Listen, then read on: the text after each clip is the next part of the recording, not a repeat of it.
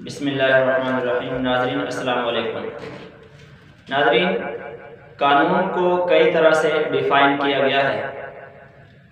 وہ قانون جو ملک کے اندر نافذ کیا جاتا ہے حکومت کی طرف سے، جو عدالتوں میں نافذ کیا جاتا ہے۔ عدالتی قانون کی مثال سقراط نے اس طرح سے دی تھی۔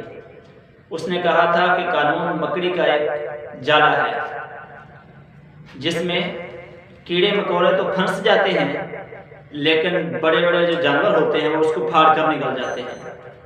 یعنی کمزور لوگ قانون کے شکنجے میں آ جاتے ہیں اور وہ عدالتوں میں اور تھانوں میں جیلوں میں چلے جاتے ہیں، لیکن جو بڑے لوگ ہوتے ہیں، طاقتور لوگ ہوتے ہیں، امیر لوگ ہوتے ہیں، مافیاز ہوتے ہیں، وہ قانون کے شکنجے سے آرام سے نکل جاتے ہیں۔ یا تو آرام سے نکل جاتے ہیں یا پھر وہ اس جالے کو، قانون کے شکنجے کو پھاڑ کر آگے نکل جاتے ہیں۔ لیکن بات جو بھی کی جائے، ایک بات طے ہے کہ جب تک قانون نہیں ہوتا کسی ملک کے اندر، اس وقت تک وہ ملک ترقی نہیں کر سکتا، کیونکہ قانون نے انصاف دینا ہوتا ہے لوگوں کو، قانون نے امن قائم کرنا ہے۔ قانون کی وجہ سے لوگ ڈرتے ہیں، جرائم کرنے سے ڈرتے ہیں، چوری کرنے سے ڈرتے ہیں۔ قانون کی وجہ سے لوگ قتل و غارت سے ڈرتے ہیں، اور اسی وجہ سے لوگ مختلف قوانین کی پابندی کرتے ہیں۔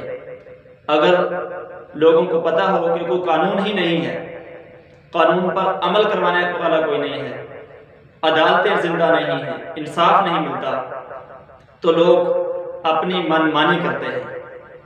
گویا کہ قانون لوگوں کو آپس میں جوڑے رکھتا ہے، معاشرے کو آپس میں جوڑے رکھتا ہے اور معاشرے کو بکھرنے نہیں دیتا۔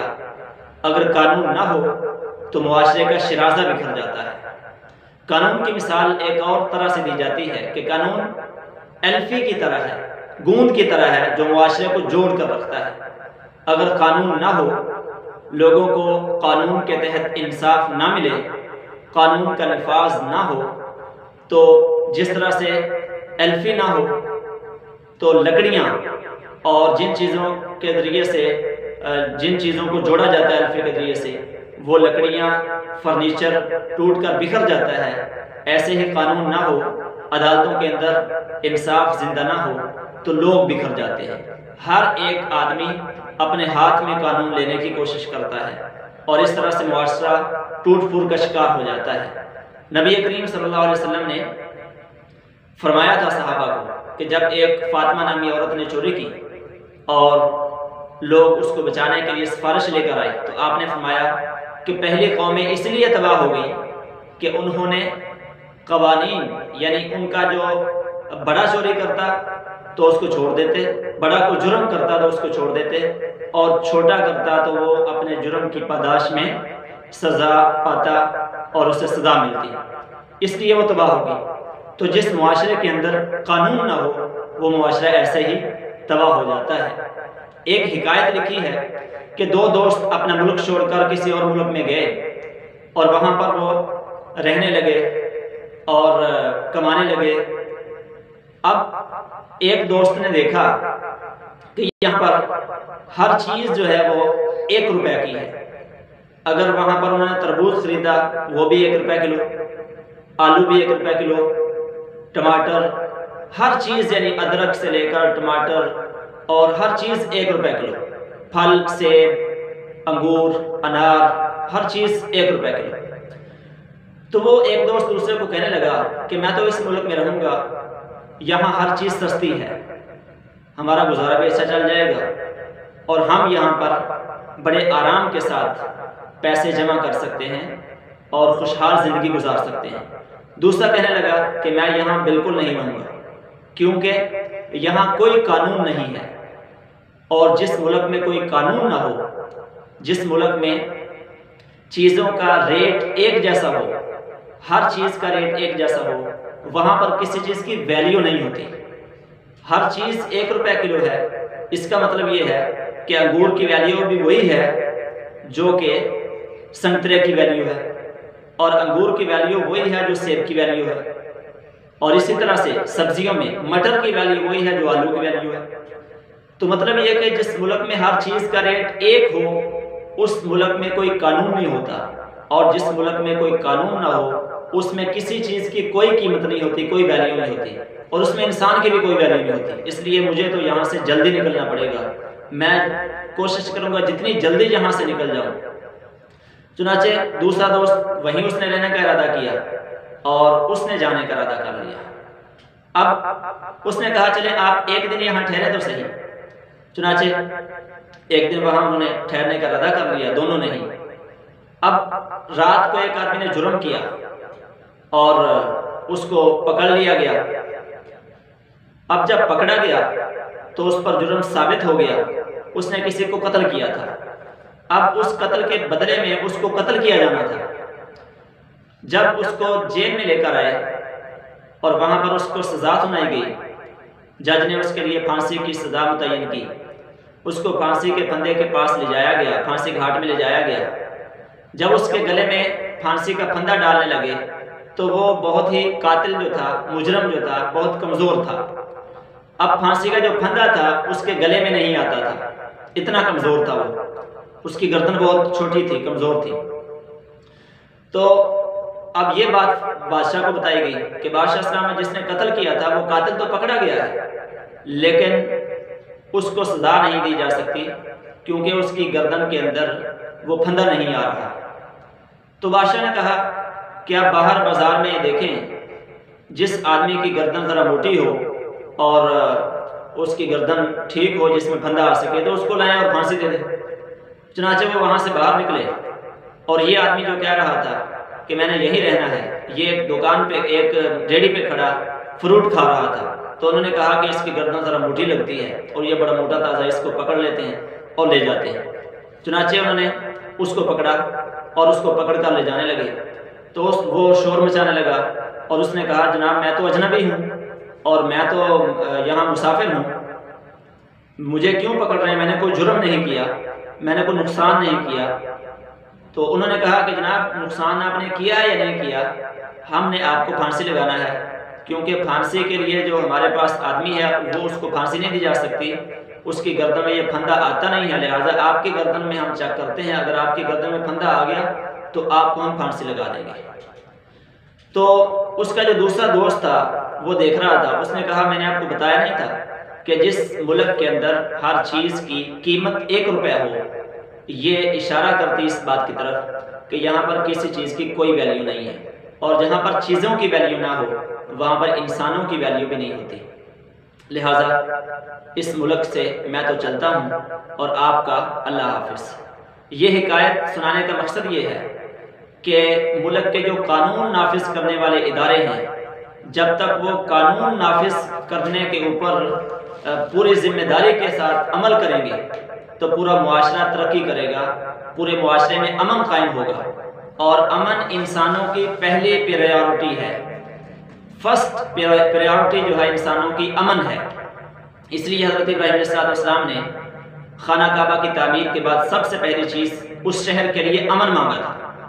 تو لہٰذا امن جس شہر میں ہوگا اس شہر کے انسان بھی ترقی کریں گے، وہ معاشرہ بھی پھلے گا پھولے گا۔ امن نہ ہو تو پرندے نہیں رہ سکتے، تو انسان کیسے رہ سکتے ہیں؟ امن نہ ہو تو وہاں جانور نہیں رہ سکتے۔ اور چرچل جو تھا اس کو کسی نے آ کر اطلاع دی تھی کہ ہمارے ملک کے اندر حکومت کے خلاف بہت سے لوگ ہو گئے ہیں، لہٰذا ہمیں سوچنا پڑے گا، باہر مظاہرے ہو رہے ہیں، بڑے جلسے جلوس ہو رہے ہیں ہمارے خلاف۔ تو اس نے کہا تھا جاؤ عدالتوں میں پتہ کرو کہ ہماری عدالتیں انصاف کر رہی ہیں کہ نہیں کر رہی۔ تو انہوں نے کہا عدالتیں تو انصاف کر رہی ہیں۔ تو اس نے کہا کہ بے فکر ہو جاؤ، اگر عدالتیں انصاف کر رہی ہیں تو ہمیں کسی قسم کی فکر کی کوئی ضرورت نہیں ہے۔ لہٰذا ہماری عدالتیں جو ہیں جب تک انصاف کرتی رہیں گی اس وقت تک معاشرہ پھلے گا پھیلے گا پھولے گا، اور ان پر عوام کا اعتماد بھی بڑھے گا۔ اور جب انصاف چھوڑ دیا جائے گا تو انسانوں کا اعتماد ختم ہو جائے گا، اور جہاں انسانوں کا اعتماد اداروں پر ختم ہو جائے تو اس ملک کے اندر تنزلی شروع ہو جاتی ہے، وہ ترقی کے راستے سے ہٹ جاتا ہے، وہ ایسے ہی ٹوٹ پھوٹ کا شکار ہو جاتا ہے جیسے میں نے بتایا کہ اگر ایلفی اتر جائے فرنیچر سے تو فرنیچر کی ساری لکڑیاں علیحدہ علیحدہ ہو جاتی ہیں۔ لہٰذا انصاف کرنے والے اداروں کو چاہیے کہ ہر وہ چیز، ہر وہ مقدمہ کہ جس میں انسانوں کے ملوث ہونے کا خطرہ ہو، اور یہ خطرہ ہو کہ لوگ اس کو اپنے ہاتھ میں لے لیں گے، اس معاملے کو فوراً دیکھنا چاہیے اور اس کی طرف متوجہ ہونا چاہیے تاکہ لوگ اس کو اپنے ہاتھ میں نہ لیں۔ جیسے ختم نبوت کا معاملہ ہے، رسول پاک صلی اللہ علیہ وسلم کی گستاخی کا معاملہ ہے، اس معاملے میں جو قانون بنایا گیا ہے کہ جو بھی گستاخ رسول ہوگا اس کو سزائے موت ہوگی۔ اگر آپ ایک دفعہ اس پر عمل کر لیتے تو پورے ملک کے اندر کوئی بھی گستاخی رسول کی جرت نہ کرتا۔ اب دوسرا مسئلہ ہے صحابہ کی گستاخی کا، لہذا صحابہ کی گستاخی کے بارے میں بھی اداروں کو ایک قانون بنانا پڑے گا۔